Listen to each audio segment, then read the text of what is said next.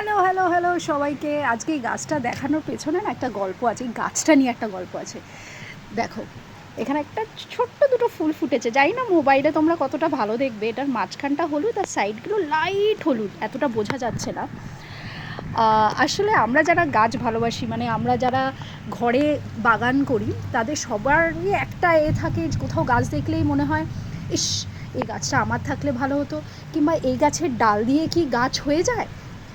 তো এইটা আমি এক জায়গায় যাচ্ছিলাম, তো আমার সাথে যে থাকে সব সময়, তাকে নিয়ে যেতে যেতে একটা রাস্তার ধারে এরকম জলা জমি থাকে না, সেখানে এরকম ফুল হয়ে রয়েছে আর এরকম গাছ হয়ে রয়েছে। তো আমি বললাম ঠিক আছে, নিয়ে দেখি না।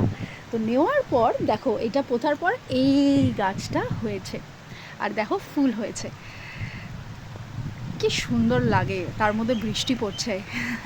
তো তোমরা প্লিজ জানিও, তোমাদেরও অনেকের মনে, যারা গাছ ভালোবাসো, বাড়িতে বাগান করো, সবারই মনে হয় আরে এটা আমার থাকলে ভালো হতো, এটা দিয়ে ডাল দিয়ে ফুল হয়ে হয় কি না, গাছ হয় কি না। তোমাদেরও যদি এরকম মনে লাগে, প্লিজ আমাকে ফলো করো, শেয়ার করো, আর জানিও আমার কমেন্ট বক্সে। থ্যাংক ইউ সবাইকে, সবাই খুব ভালো থেকো।